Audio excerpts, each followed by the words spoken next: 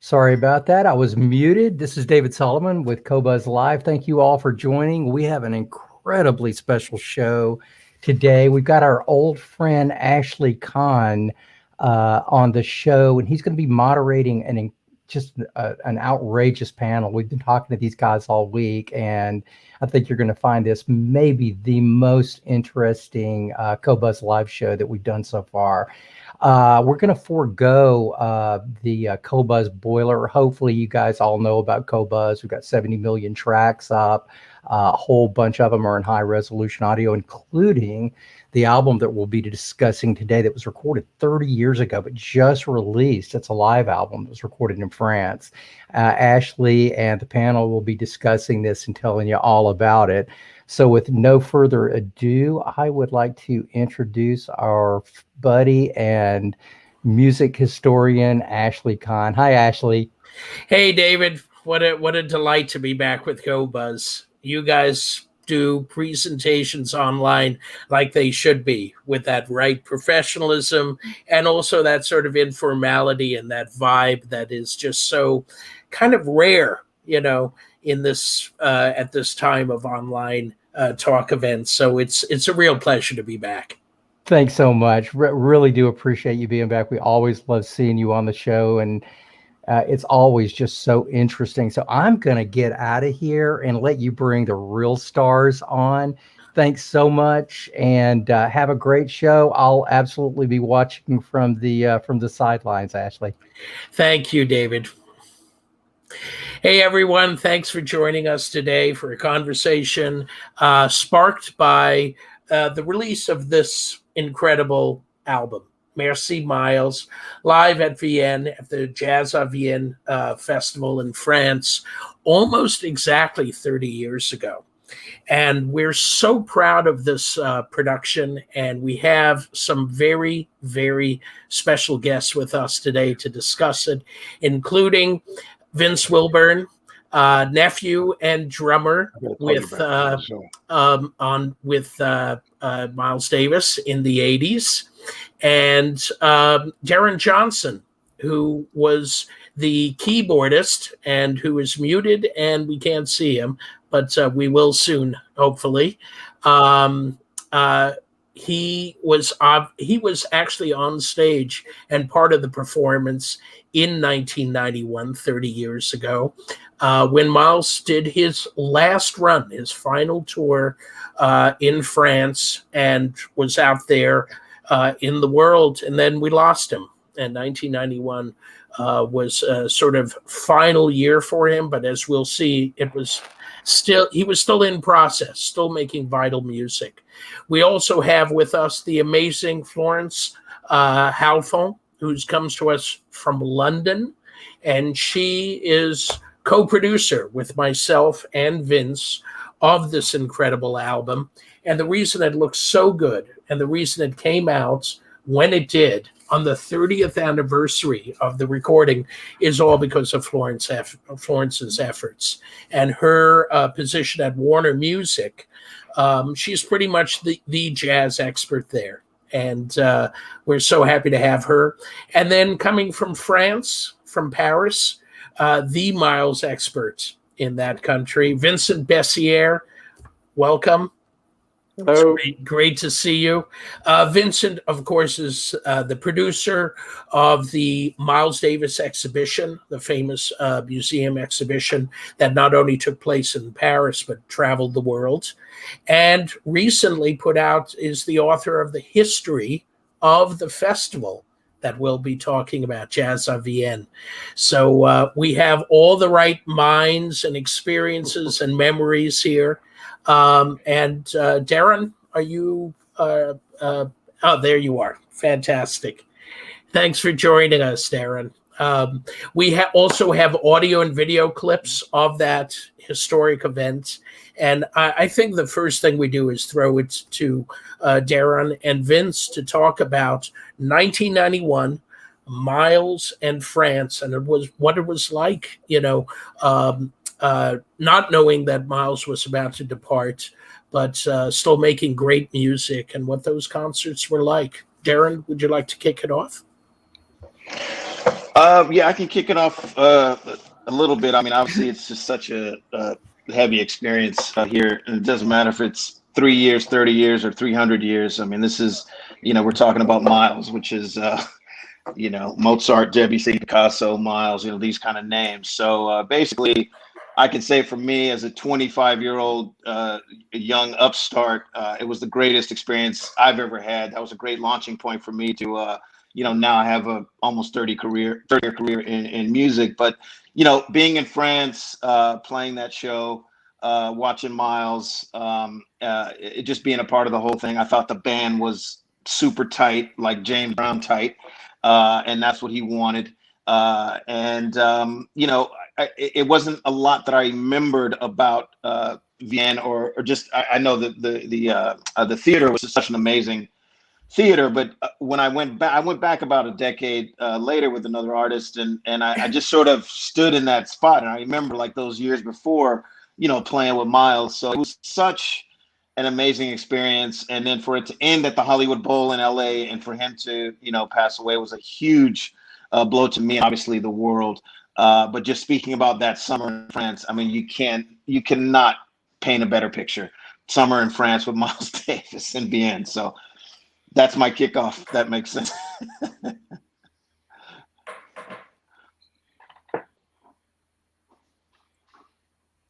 I went ahead and muted myself and forgot of it. Vince, 1991 obviously is such an important year too for understanding Miles. Can you talk about those years towards the end of the 80s and the beginning of the 90s and, your role with Miles? Well, I love what Deron shared. It was just exciting to be around him, off and on and off the bandstand, and the evolution and the freshness that he would share with the musicians, and his way of thinking and moving the music. I mean, Deron, you can agree or disagree. He would always be immersed in the music, right? Yeah. Board tapes after the concert. He'd have us come. I'm sure you guys come to the room and check out the band. Check out the tapes and discuss what was going to happen the next concert. Just his love for music. When I was around him, and I'm sure with Deron could agree, it was fascinating. I call it Miles Davis University. So we're all the alumni. And he'll live on forever. The band that Miles had in 1991 had slowly come from a larger band to a smaller band, and he was sort of back to this idea of the tight quintet, a tight rhythm section, and solo voices. Deron, do you remember? How did that feel being in a sort of smaller group? It was sort of like he was driving more of a sports car than a larger tank, in previous years. A tank. Yeah, no, absolutely. Yeah, well, tank. I mean, with two keyboard players and guitar players and whatever in bands previous, it still had its focus, obviously. But about that the quintet thing, you spoke about that. I mean, I can hardly listen to that 60s band with Herbie, Ron, and Tony, because it just sounds like it's not real. And I was so immersed in that when I was that young, and I knew everything about everything. And I think that's partly how I sort of, morphed into this situation. I owe it all to Vince, obviously, but it was my energy sort of like going towards that way. So for me to be I didn't feel any extra responsibility. I just felt that I needed to lean on the guys that had been there earlier. Like Foley and all those guys. Ricky was in there for 5 years, Kenny, of course. So I leaned on those guys early on, but of course, like Vince is saying, is like Miles was so immersed in the music that to be around that kind of energy, you're just, you're omnipotent at that point, as a musician. And that was again, when I learning that, that's where it could be, a solo concert, it could be 100 people, it could be 5 people, you are that whole, you fill the stage. And yeah, so it was streamlined. And I think that's what made it very tight, for people to really feel the focus. But for us, man, it was just like we were the whole stage at all times, so it didn't feel lean, it didn't feel empty, so yeah, if I could. Yeah. What's deep, Ash, with Deron, with that group, they sounded so full, and if you're around Miles, he would sometimes hire musicians right there on the spot, or he'd ask, who's the hot cat, or who do you like, and that's how it happened. When we were doing the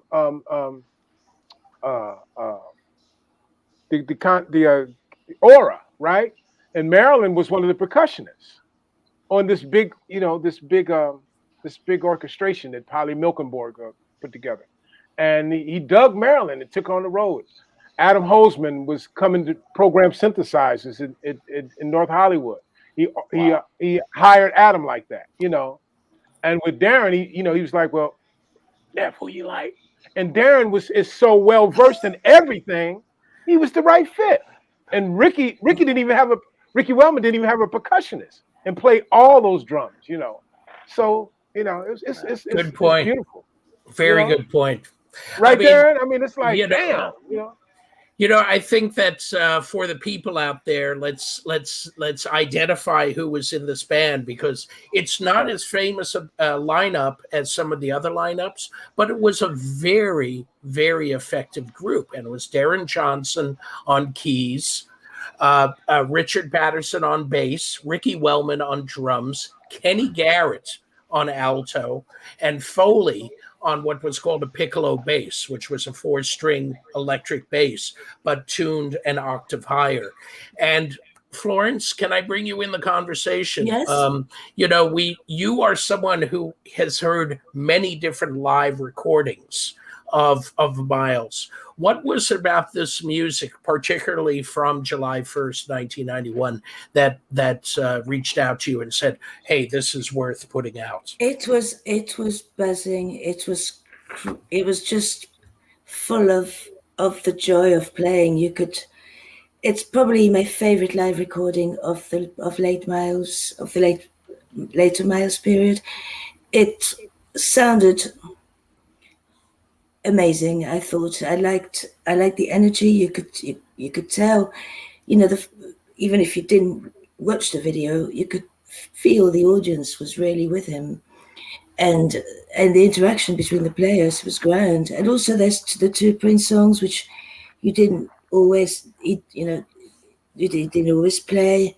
It's got really, I think, and the fact that this was, within the week when Miles was knighted by the French Minister of Culture.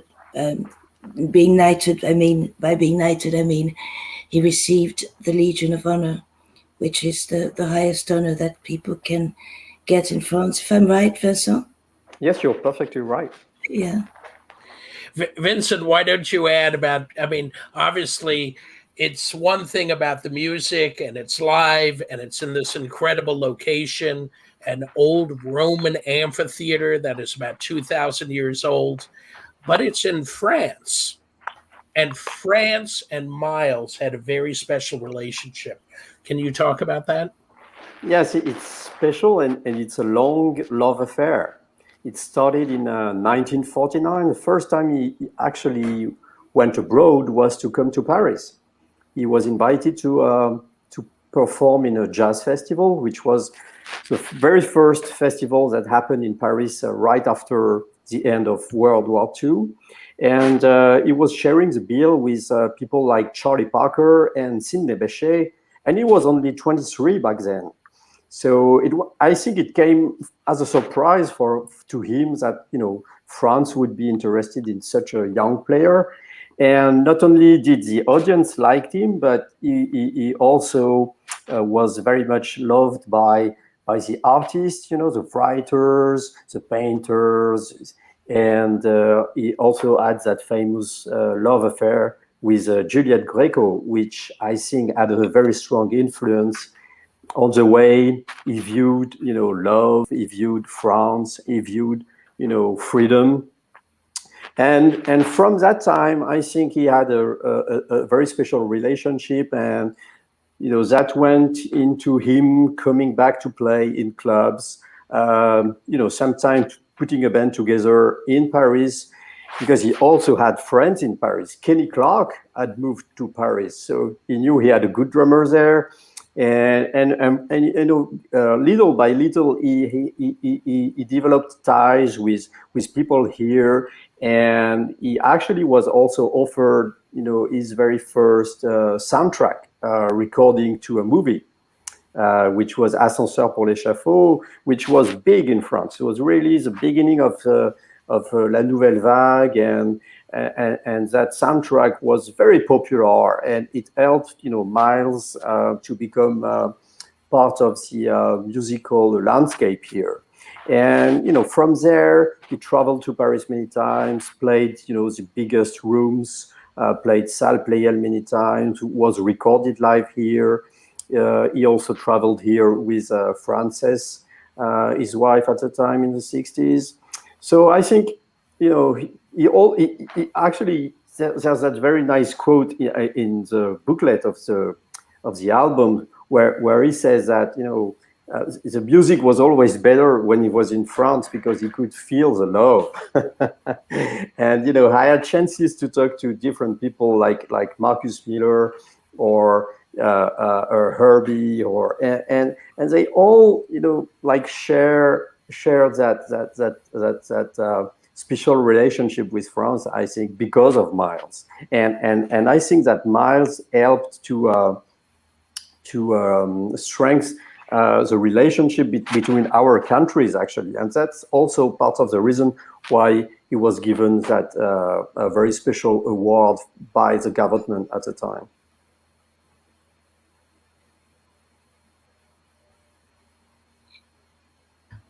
Still muted.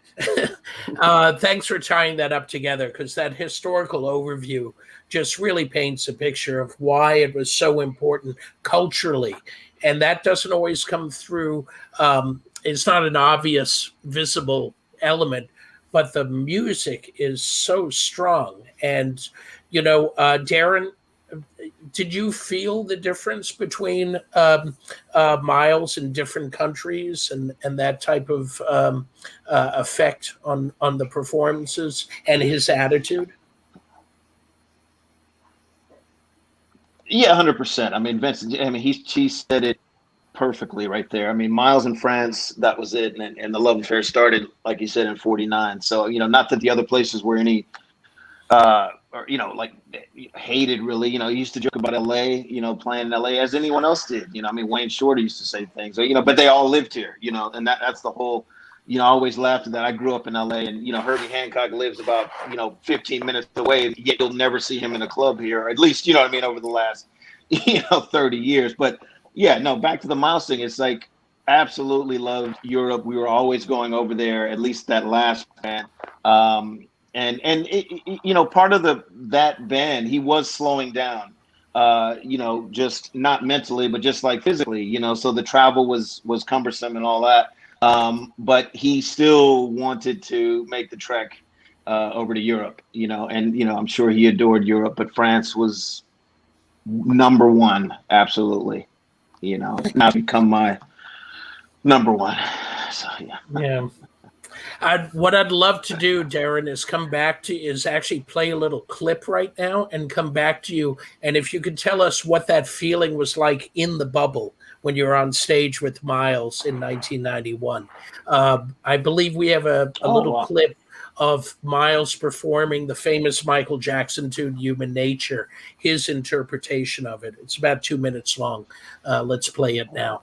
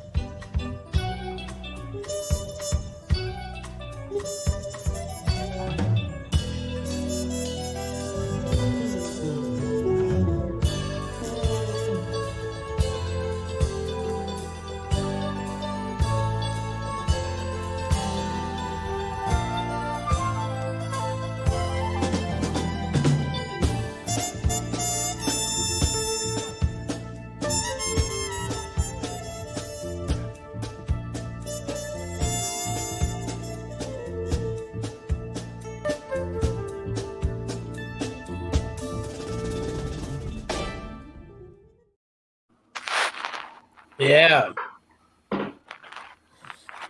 Wow. So, any thoughts, Deron? I mean, they come rushing, man. I mean, just to sort of illuminate a few things, for everyone here, just looking at the intensity of every person on there, it's like, usually when you're on stage, you're like, hey, come on. I mean, there's none of that. There's just the music.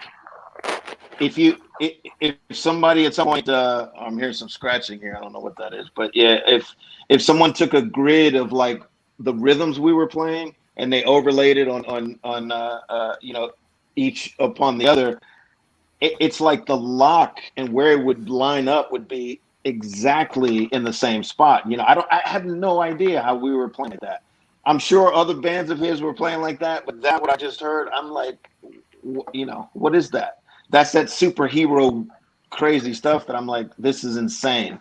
And he commended that, and he was about that. He used to say, and this is what I've read, like it's painful to play on stage, for him, like to get into that note, he needs the player to get into that. So it's not like a fun thing, it's like boxing or anything else. It's intense. And so all I can say is that version of Human Nature over the years was the greatest I've ever heard. Him doing covers, who plays the melody like that? Who interprets a melody like that? It's just, yeah, I don't know. But me being in that bubble, it just gave me chills again right now. It's like how I wish every musician can be in that bubble, to feel that. Thanks for that insight. Yeah, somebody's mic is open and the scrap and they're rubbing up against it. So just want to see if one of you guys can figure out who that is. But the idea of using space and the openness that you kind of suggested, Deron, I know is something that has always been an important part of Miles's sound, and what he develops live in the moment on stage. And Vince, I know you can speak to this idea of like density and then openness. I was gonna not to cut you off, Ashley. I was gonna ask Deron, did you ever was it ever a time on stage when he would cut something off and then go into something else? I mean, he had a knack for, I mean, not that it's not working out, but he would just get ready. He'd be ready to move on to another song or something. He would change up the set list in the middle of the show. You ever do that, Deron? The set list that I can remember, but it was more like he knew when the soloist, like whoever's improvising, whatever, he knew when, they did, even, they thought they might, go on a little bit longer, but he would come in with something and either change direction or the next guy would come up. But yeah, it's playing into the audience was a big thing for him. So it's song sort of tapers off or whatever. And just when they're about to go, he's moving into somewhere else. So he's taking you on that ride and man, I mean, that's movie making, man. It's incredible. Yeah. I mean, Florence, I know that Miles played like a painter. Yeah, exactly. Yeah, somebody commented Miles played like a painter. That's right. Yeah. He was a painter. I mean, Jesus. Artist. Yeah. Yeah, exactly. That clip that clip we just saw, I know that there's a couple of things that we should note. One was Miles's use of, he even himself as part of the show. He was very aware of what he was wearing. His wardrobe was an element to the show. The color of his trumpet, even the use. I mean, actually, if we kept playing that clip, you would see that he develops the solo by taking the mute out and then putting it back in. So there's these different sections that he's going through just in his solo, let alone the whole tune, and let alone how the tune Human Nature develops into Time After Time. He puts these two ballads back to back. Speaking of that trumpet, Vince, do you actually Can you share that with us for the home audience? Whoa! I don't want to get fingerprints on it. So. I know it's part of the packaging too. I know. Wow. So a lot of pardon the us being fetishists over here, but the evidence of that year are still with us. Florence, a lot of trumpet players ask me about this mute too, Ash. This is the original Harmon mute. And that sound. That sound. Yeah. Which is part of the packaging too, and the thing. This is all Florence. I'm directing it back to you. You did such a great job in the design and the packaging, for this album. Tell us about how it came together on your end. On my end, actually, it started when you got in touch with me, Ashley, and you said, there's this Miles Davis performance at Vienne in France in '91. And it sounds really good. Would you like to have a listen? So I did, and then I went to to Warner and presented the project. We spoke to Patrick Survey, who recorded the concert at the time, and this is how it all started. We took a lot of care in the packaging and the audio. As you can see, it's just a nice details, but the letters are, I don't know if you can see this, the letters are shiny, and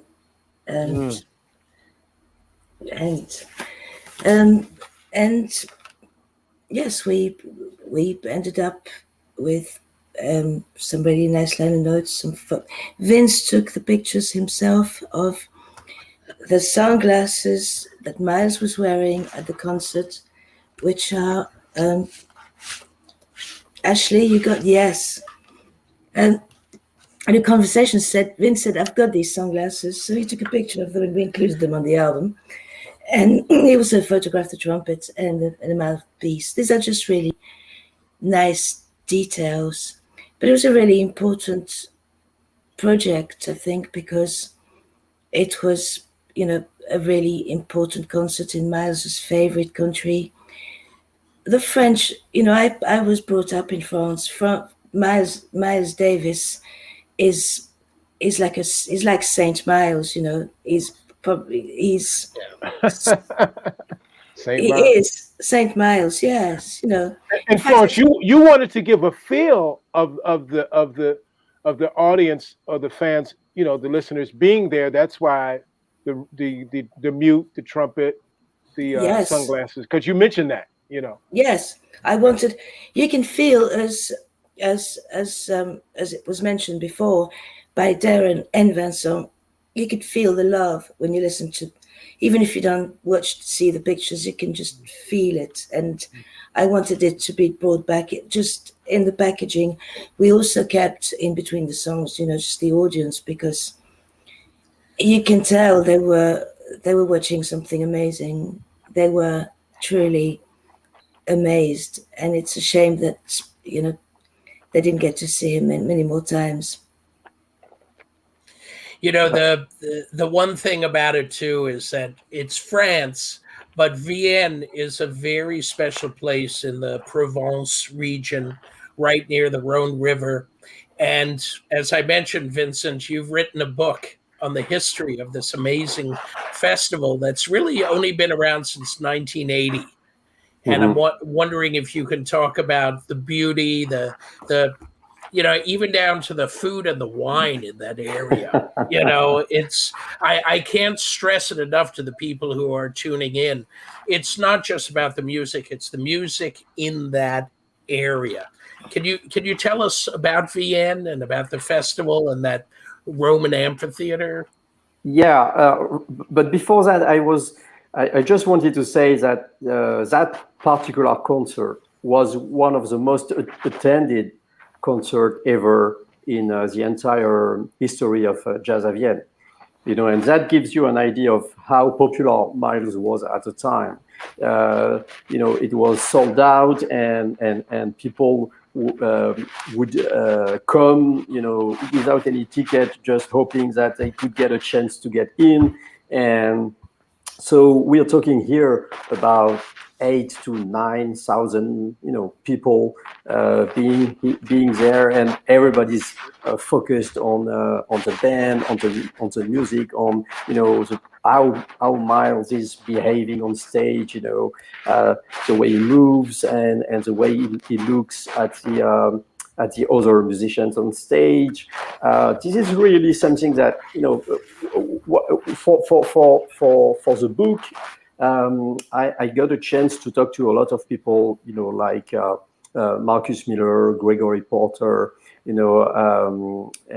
they all say that it's very special because it's so ancient that you can feel that what is going on has been going on there for centuries, and that's adds something very deep to the experience of actually performing on that stage. And also the fact that the audience is sitting in front of you, and it's like a human wall because there are people all over the place. But at the same time, it's very intimate. You play for each people in the audience, and that creates a very special link between the audience and the musicians on stage. So Jazz at Vienne has been for now 40 years one of the leading jazz festivals in France, but eventually in Europe as well.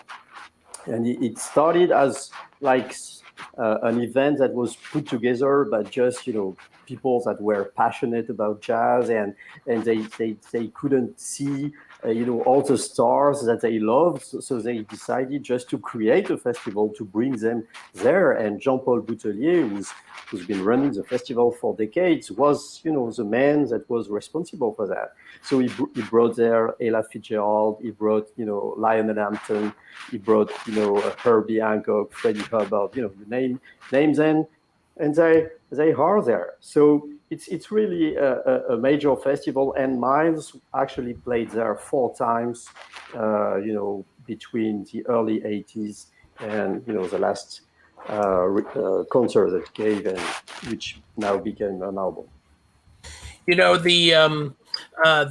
The whole point about Vienne too, this amphitheater was built by the Romans in one of the provinces in what was then Gaul. It wasn't France yet.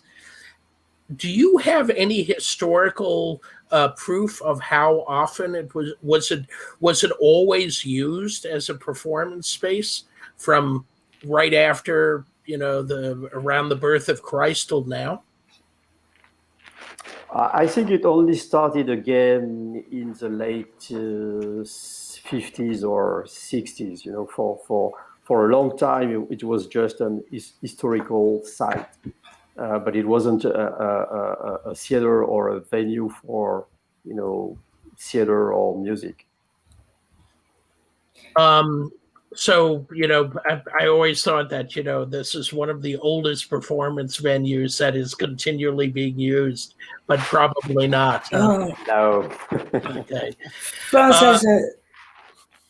France has a lot of Roman circuses and amphitheaters still in use. There is one in Arles that's in use for all sorts of things, including bullfighting. They're everywhere. They're pretty much there are everywhere.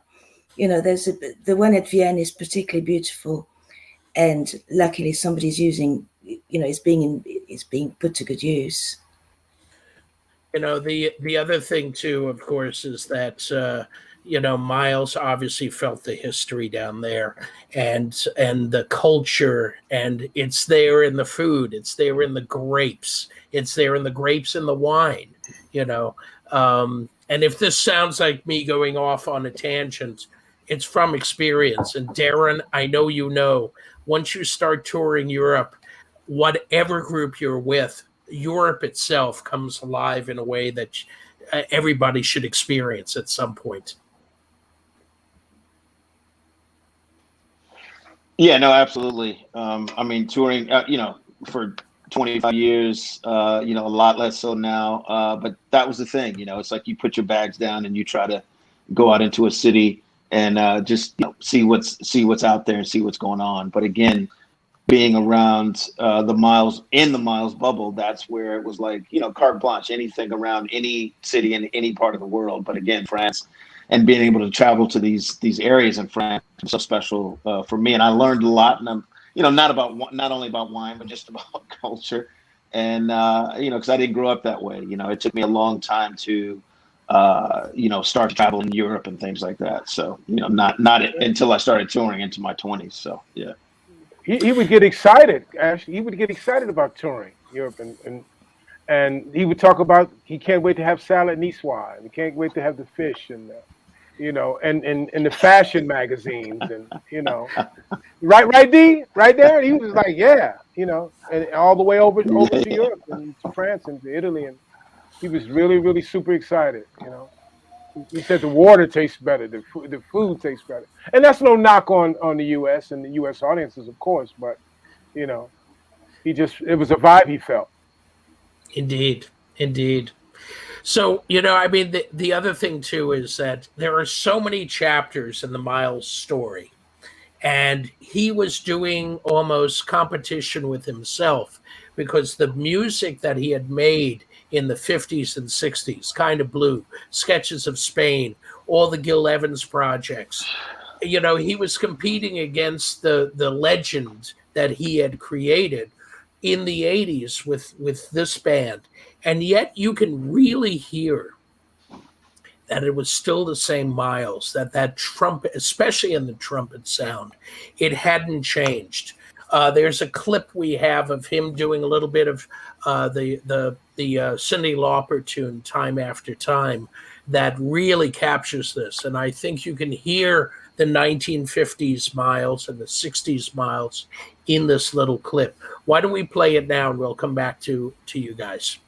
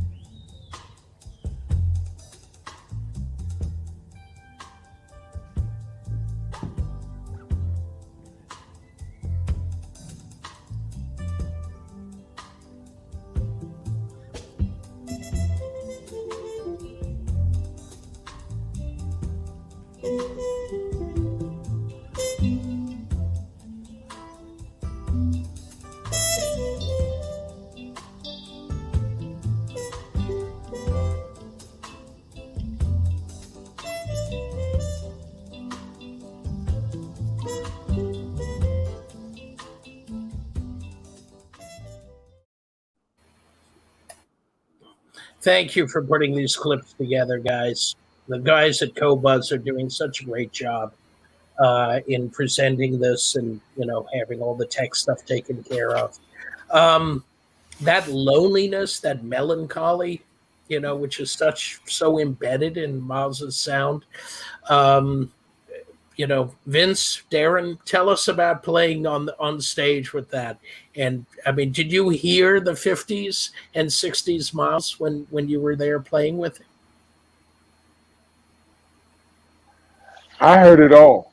I heard it all. I remember when he would play time after time, he used to. Darren, did you ever hear the Pointer Sisters Automatic? Da da da da da da da da da Automatic. He would play that line in time after time.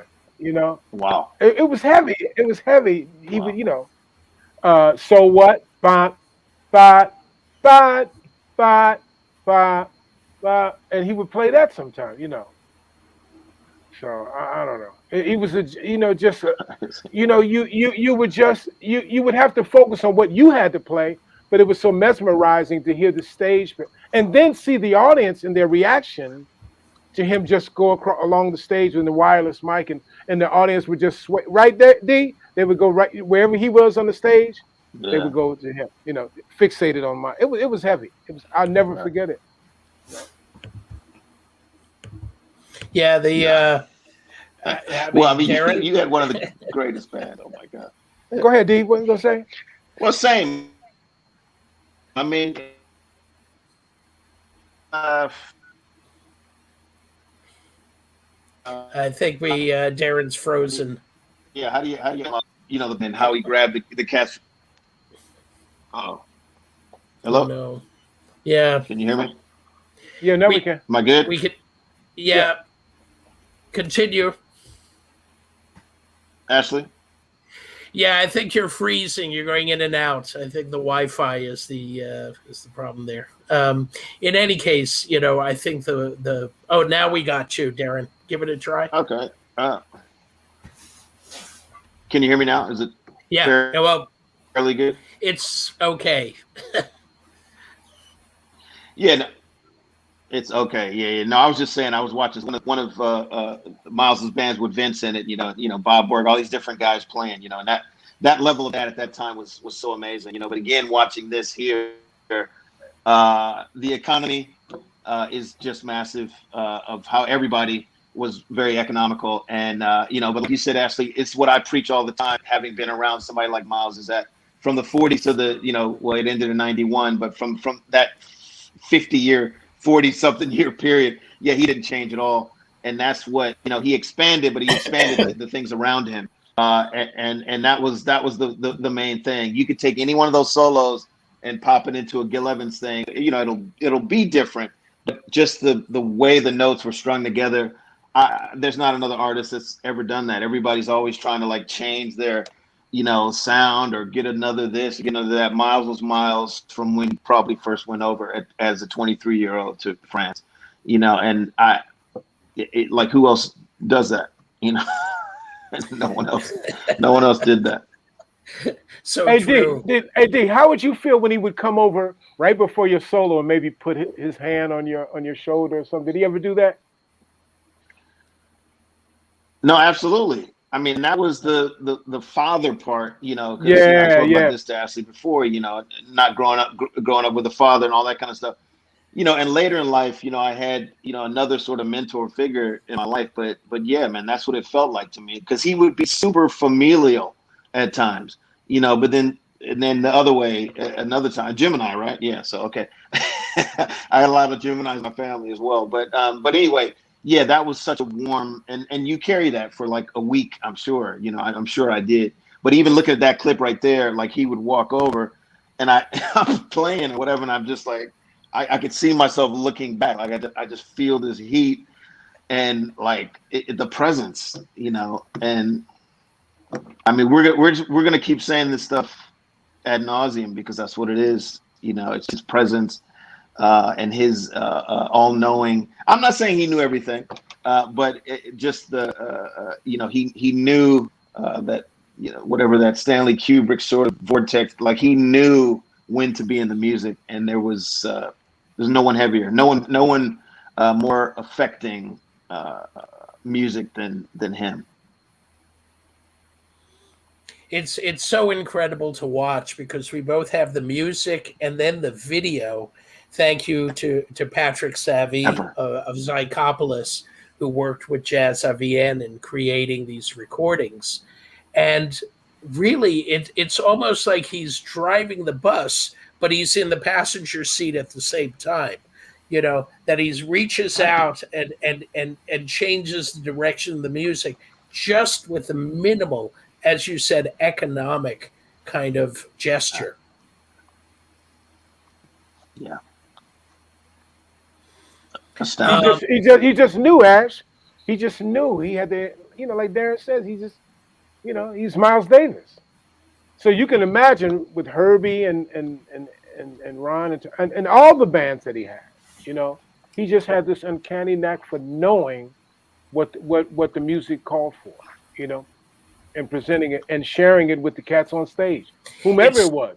It's such a different way of thinking about the stage as this forum for creative exploration, which is very different from the kind of popular music shows that most of us see, which are very well rehearsed, very well scripted performances of usually the hits. And Ash, he loved the interaction with the musicians on stage. He caught a lot of flack for having his back to the audience, but it wasn't about that. It was about the interaction and with the, what was going on the bandstand, So that was important to him.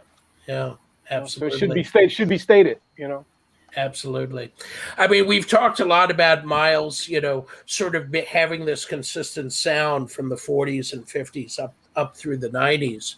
But at the same time, he was exploring new music. And Florence, you mentioned Prince. Yes. Can you? I know this is an area of a favorite area for you, the passion that existed between Prince and Miles and the music that generated. And obviously that's a big part of this recording as well. Well, most people know that Prince and Miles, had a lot of mutual respect and a friendship. And in fact, they were talking about recording together, which never quite happened. But Prince gave some songs from his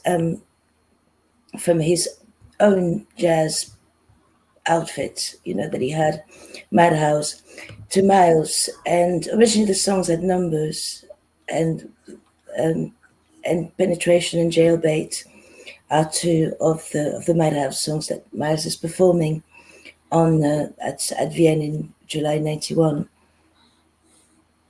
And we actually have a clip of that Prince, one of the Prince tunes that he wrote that became part of the set list. But before we go to it, Deron, can you tell us about how these tunes were presented to the band and how you rehearsed them for performance? Man, yet another whirlwind. So I go, the short story of it, Vince had taken me up to the house because Miles heard something. I'd given Vince a tape of my playing, all this kind of stuff. Anyway, he takes me up there, and then I finally got to meet Miles and all that, thinking I was going to have to play for him like Herbie did back in the, whenever he was playing with Miles. But I didn't. We just started talking about art. And then his, maybe an hour in, Vince's mom, I believe, was there. And then he started telling me about dates, like show dates. And he's like, you're going to go to New York, and then we're going to go to Europe, all this stuff. And so, of course, I'm bubbling up with, disbelief and all that. And he says, and we're going to be playing some Prince songs. And of course, you just don't really question anything. But I remember one of the, his assistant or somebody gave me a fairly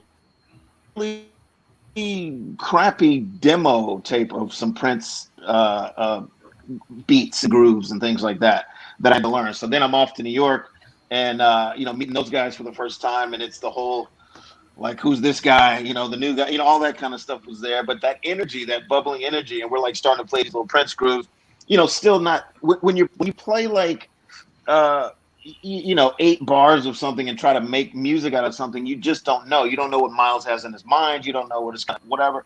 And so, but then it just all coagulates when it gets on stage. It's like Miles, the director, comes on, and then we know the sections, but we don't know when they're going to come up. We're not playing it like it's written with paper, and so it was very like organically coming together. And I don't think it came together in one gig. I think it took a few gigs to sort of all come together.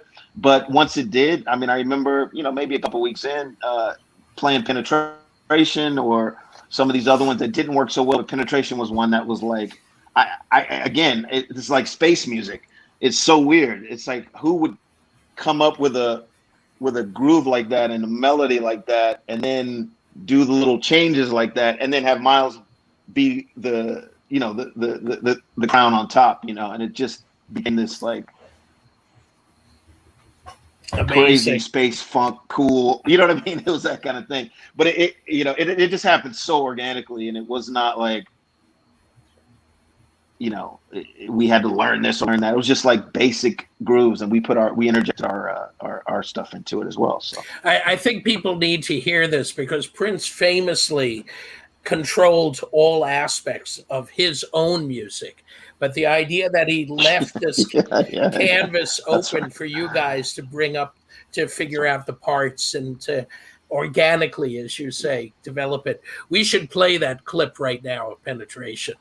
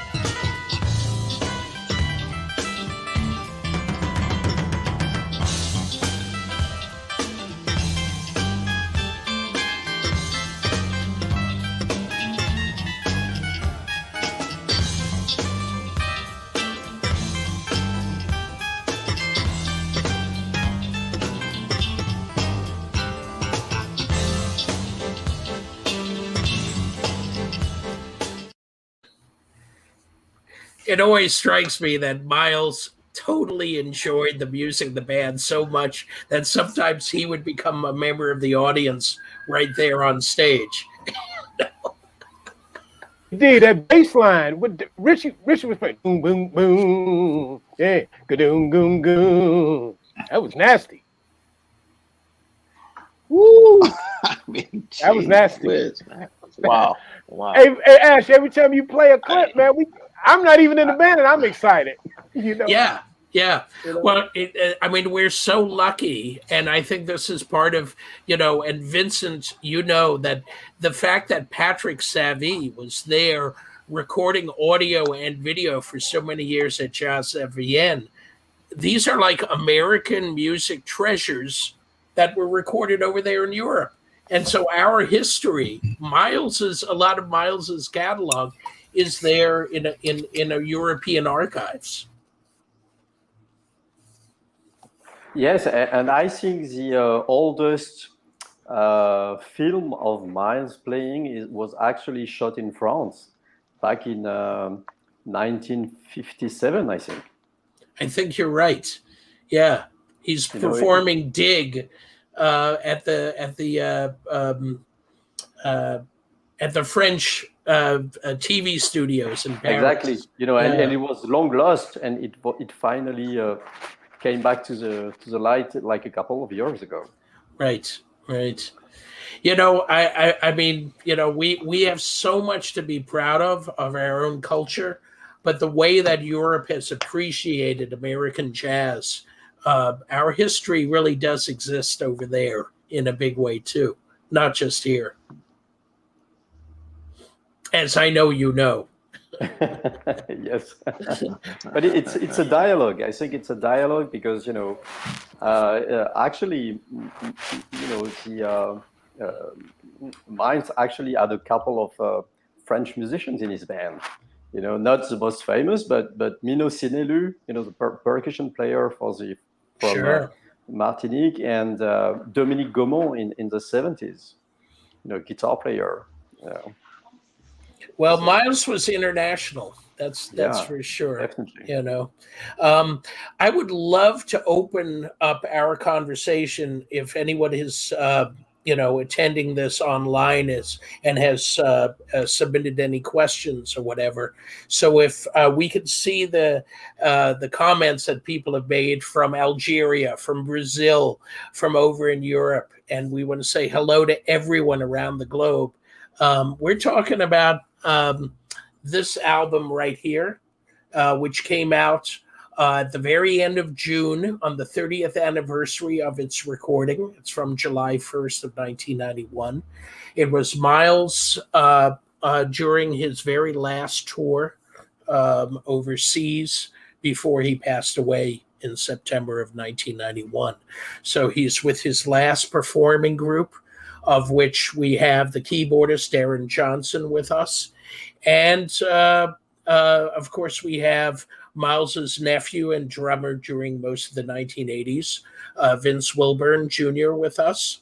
And we have co-producer of this album, Florence Joelle, who joins us from London. She works with Warner Music and made it possible. And we have French jazz historian and Miles expert, Vincent Bessieres, who just recently wrote a book, in fact, on the festival, Jazz à Vienne, where this recording came from. Miles in Vienne, France, on July 1st of 1991. So thanks for asking that question, because I forgot to mention it. If you have any questions, we'll pay attention to them and answer them as well. But I have to say that I really love the idea of throwing light on this final chapter of Miles because of the point it makes, that Miles never stopped experimenting, never stopped being creative. And this is a point that I think is very important to realize, that even in his last year with us, he was pushing the music forward. He was experimenting. He was developing it. And if you guys can speak to that and tell us, any other thoughts that you have about Miles. Vince, why don't we start with you? Man, after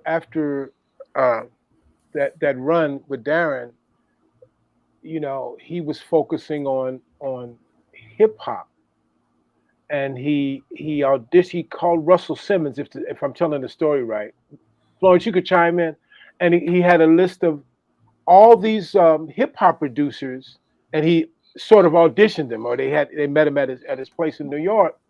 And Easy Mo B told me he was the last one to come to this so-called audition, and Uncle Mouse told him to come back the next day, and that's how Doo-Bop was formed. And hey, Florence, love to I know we got something in the can. We should revisit that, because that's where he was going after this run. Just hey, Ash, just ever evolving. That's where he was. I've never been around somebody, and I know I always say this, who changed clothes 6 times a day, 5 or 6 times a day. He would change clothes. He having right. Hey, D, you'd be clean, right? Have another outfit on. But that's how his mind works. He said he was rehearsing. I'm just rehearsing my shit. But it was. But he was going there, right? right, Florence? He was going to the hip hop with Dupop. You know, sadly, he made his transition. But can you imagine, you know, to really hook up and do what he wanted to do with Dupop, you know? It would have been amazing. I really wonder what he would have done if it continued. He would have, you know, what the next album would have been. And also Dubop was not finished in a way because Miles passed before, you know, it was finished after his death. So it would have probably sounded different, you know. And Rubber Band, there was another project. You know, Oh. you got to understand. Miles was the captain. You know, he did what he wanted to do. You know, right there, it's like, why are you playing electric drums on Aura? Shit, I didn't play electric drums on Aura. That's what Miles told me to play on Aura. You know, people have to know. The fans have to know. You know, it was Directions of Music by Miles Davis, right, D? Yeah. Nothing much to add to that. You know, yeah, it was funny. I was a part of that Dubop record, man. I was flying back and forth from LA to New York. You know, we fly every few weeks and stay in a little hotel there. And you know, it was just basically easy, myself and Miles, and to watch him. You know, like 3 people in a room. He's in the control room playing these, again, you know, unbelievable, you know, horn or parts or arrangements or whatever that just sounded like you wouldn't play anything differently. Every take after take after take, you know, and so wouldn't for anything. And that was a great record to be a part of, to work on. Yeah. You know, one of the things that you guys bring up, the idea of electric drums, synthesizers, such as you're playing there. You know, the 80s, I think, got a lot of bad publicity for the idea of the kind of sameness, where a lot of people were using digital synthesizers, but they were stuck on preset sounds. They wouldn't kind of experiment and move away from the sounds that came preset in those synthesizers, which of course made for a lot of uniformity, you know, in a lot of R&B and a lot of pop music of the time, rock and roll, you know, of that day. But Miles was taking those tools and really, with, you know, the right, obviously, sidemen, was pushing it forward, even though he was using tools that, you know, now maybe are not totally embraced. But if you... He would have the radio on, Ash, or have the MTV with the sound turned down, because that was prevalent in the 80s. And if it was something that he dug, he'd turn the sound up. You know, he didn't have the sound on all the time. You know, if a video caught his eye, he'd turn up the sound, and he'd have the trumpet close by and play. You talking about playing melodies? He'd play something along with whoever, you know, Madonna. If it was Michael, if it was Scritti Politti, Mister. You know, that was something to experience, to check out how he was just, you know, just he made that the song that was on MTV his song. You know, whatever artist it was, you know. You know, and Vincent, as a fellow historian, you're someone who has had to take the Miles full history and put equal spotlight on each part. You know, what did you think about those latter years, and can you talk about that? Well, I think it was important to show that the last years were a period of time in itself, and that it developed, you know, a sound, it developed, you know, a repertoire. He built that masterpiece with Marcus Miller, Tutu in 1986, which really is an album that is among, you know, his greatest.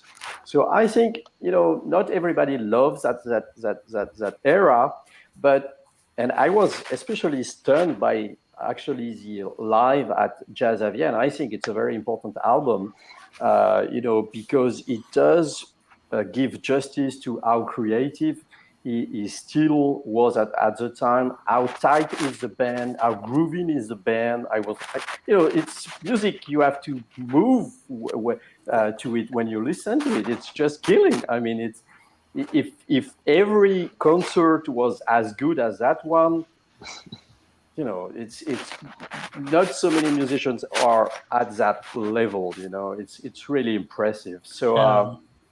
In the exhibition, we devoted a full space to that era, and we had different items. Marcus Miller lent a bass. We had that amazing red trumpet from Vince and the family. We had the actual keyboards that were used on stage. And that Miles, as we could see in the clip, was sometimes playing in also. He wasn't only playing the trumpet; he was also playing the keyboards. From time to time in that band. From time after time. Yeah. and the repertoire, I think the repertoire is very interesting, and what he did with Human Nature and Time After Time is what he did before with My Funny Valentine, or other Broadway songs. It's a continuity, it's a continuum, it's the same process, but like selecting, as Vince just said, like selecting songs from the era and making them his own. Yeah, I got to say, I'm so glad you put it that way, Vincent. Thank you. That the surprise of this recording was how independent of all other considerations, not trying to compare this moment in Miles's career with all the other moments, but just independent, separating it out. It's a great performance on a great night with a great band. And Absolutely. It really stands out that way. And, Florence, thank you for believing in that and dealing with the Warner Music people to get it out. And Deron, can't thank you enough for being such an important part of it. We had to play that solo of yours from Penetration. That at this point, I really insane to hear that right now. With so yeah. It's almost like the energy of it and the spirit of it just comes flowing out.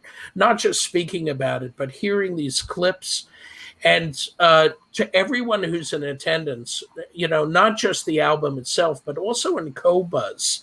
If you haven't experienced the Qobuz, streaming of audio, high-end audio on streaming, online, it's a very special thing, and Qobuz has the lock on it. So hearing this album streamed or the vinyl, whichever format you choose, I can't recommend it highly enough, because it's throwing light on a whole nother chapter of the Miles Davis story. If we have any more questions or comments from the audience out there, we'd love to hear from you. We want to thank everyone who has attended this conversation. Vince, any last comments? I read where one comment was Paul Buckmaster, great arranger, loved Miles, and Miles loved him too. Uncle Miles loved Paul Buckmaster. I didn't know we didn't get to that statement, and I just wanted to state what musician has played with Charlie Parker and Prince, other than someone we affectionately call the Chief, or we refer to as the Chief. That's amazing to me. And Miles forever. I love him. I miss him. I know we all love him and miss him. So this is a beautiful, beautiful, beautiful album. Deron, y'all playing your ass off, and we're dedicating it to Ricky Wellman, who we lost not too long ago. Made his transition, the drummer, famous drummer from DC. So I want to say that too. Right. We saw Ricky in those clips. I'm going to go around. Vincent, do you have anything last comment you'd like to say? Well, I just I would like to invite people just to enjoy the album. I was also impressed by the length of the songs. Some of the songs are about 20 minutes. And the way they developed, the path of the different atmospheres it goes through, and I can hear hints of sketches of Spain at some points. I can hear the funk. I can hear the lyricism, which is always incredible. I do think really there was that live compilation that was published maybe 20 years ago. And Florence? I totally agree with everything that Vince and Vincent have said, but I would actually say to people that please explore the late part of Miles's career. It is amazing. It's people often overlook it. There's time goes by. The time does not stand still, and of course the Gil Evans albums are beautiful, but everything he did was really quite amazing anyway. But the later part of Miles's career has not been listened to enough. I think it's time for people to really focus on it. Deron, I'm saving you for last because again we owe so much to that last band and the way that you supported Miles, and we're brought what you brought to the stage every night with him. Yeah, no, I appreciate that, Ashley. I do think you're a god among men as far as pushing this idiom forward. The books that you've made, again, have changed my life because it gives an open door into these guys' minds. Miles, Coltrane, that kind of thing. So I'm just going to offer. It was a great experience that time to playing with Miles. I will say the estate seems to be in good hands with Vince, Florence, and Vincent. I adore what you guys are doing, and I'd love for us and anyone else who wants to join to just keep pushing this man forward, keep pushing the idiom forward, because I think it is not calling it jazz or black classical music, all that stuff, just music. It's the most important music we've had in the 20th century, and now to take it into these next 100 years and beyond, we need people like all of us to keep it liquid and keep it moving. So agreed, Darren. Yeah. Hey, would this be restreamed? Daryl Jones chimed in. He wants to know. He says, "Hey to everybody." Hey, Daryl. Hey.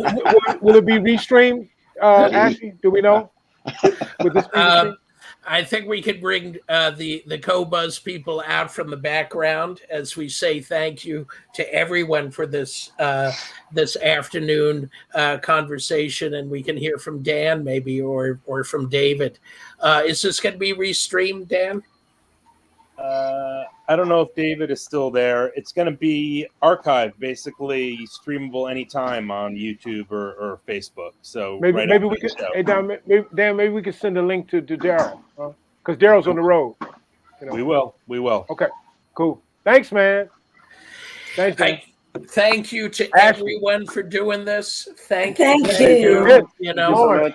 But especially Qobuz and all Qobuz's partners in making this possible. Yeah. Qobuz, by the way, is a French-based company, and I've always been in touch with the American side of Qobuz.